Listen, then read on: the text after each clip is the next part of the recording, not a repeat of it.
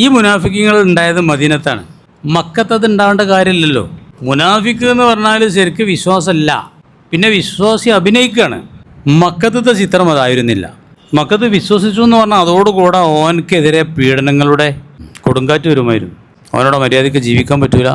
പിന്നെ അവിടെ അതില്ലാത്തവരുണ്ട് പറയേണ്ട ആവശ്യമുണ്ട്, ഞാൻ വിശ്വാസിയാന്ന് പറയേണ്ട ആവശ്യമുണ്ട്. ഇല്ലാതെ ആലോചിക്കുകകൾ മക്കത്ത് ആദ്യ കാലത്ത് ഇസ്ലാമിൻ്റെ ചരിത്രം, മക്ക 10 കണക്കിന് മുമ്പത്തെ ചരിത്രം എന്താ വെച്ചാൽ, ഒരാൾ വിശ്വാസി എന്ന് പറഞ്ഞാൽ അവന് പീഡനങ്ങളായി. അബൂബക്കർ സിദ്ദീഖ്, ഉമർ ഫാറൂഖ് ഒക്കെ പീഡനത്തിനെതിരായിരിക്കണം. ഉസ്മാൻ ബിൻ അഫ്ഫാനൊക്കെ റൂമിലിട്ട് പുകട്ട ആളാണ്. റസൂലുള്ളാഹിയും കുടുംബത്തിനെയും ഷീബ അബി താലിബിലേക്ക് അവരെ ബഹിഷ്കരിച്ചു, ഉപരോധിച്ചു.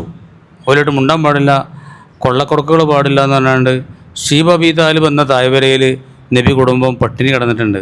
പച്ചിലകൾ ഭക്ഷിച്ചിട്ടുണ്ട് പട്ടിണി കൊണ്ട്. അവരോട് കല്യാണവും പാടില്ല, കാനത്തും പാടില്ല, കച്ചവടവും പാടില്ല എന്നാണ് ബഹിഷ്കരിച്ചിരുന്നു. ഇതൊക്കെയാണ് മക്കത്തെ ചരിത്രം. അവിടെ വിശ്വാസമില്ലാത്ത ഒരാൾ ഞാൻ വിശ്വാസിയാണെന്ന് അഭിനയിക്കേണ്ട യാതൊരു കാര്യം അവിടെ ഇല്ല. അതുണ്ടായത് മദീനത്താണ്. മദീനത്ത് അവിടുത്തെ പ്രഗത്ഭരായ അറബികൾ ഔസ് ഹസ്റജ് ഗോത്രക്കാരാണ്, യമനികളാണ്. യമനിൽ നിന്ന് ചെന്ന, യമനിലെ സബ് ഉണ്ടല്ലോ, ആ യമനിലെ ആ പ്രസിദ്ധമായ ഗോത്രമാണ് ചിന്ന ഭിന്നമായി 2 പാപ്പാർ മദീനത്തേക്ക് വന്ന് അവിടെ താമസിച്ച്. അതിലൊരു ഗോത്രം, ഒരു പാപ്പാൻ്റെ താവയ്ക്കാർ ഔസെന്നും, മറ്റ് ഒരേ കുടുംബമാണ്, ഒരേ ചോരയാണ്. അങ്ങനെ അവരെന്ത് ചെയ്തു? മുസ്ലിമായി. ഒരു റസൂലുള്ളാഹിക്ക് എല്ലാ സംരക്ഷണവും മദീനത്ത് തരാനും തങ്ങളങ്ങോട്ട് കൊണ്ടുപോയി.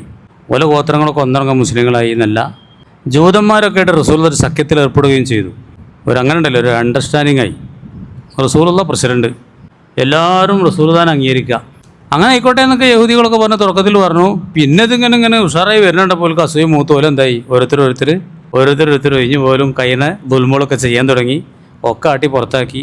അങ്ങനെ വലിയ ചരിത്രമാണ്. അവിടെയാണ് ചില ആളുകൾ വിശ്വാസമില്ലാത്തവരും ഞാൻ വിശ്വാസിയാണെന്ന് പറഞ്ഞ് അഭിനയിക്കേണ്ട ഒരു ചുറ്റുപാടുണ്ടായത്. അത് തഫ്സീൽ പറയുന്നുണ്ട്.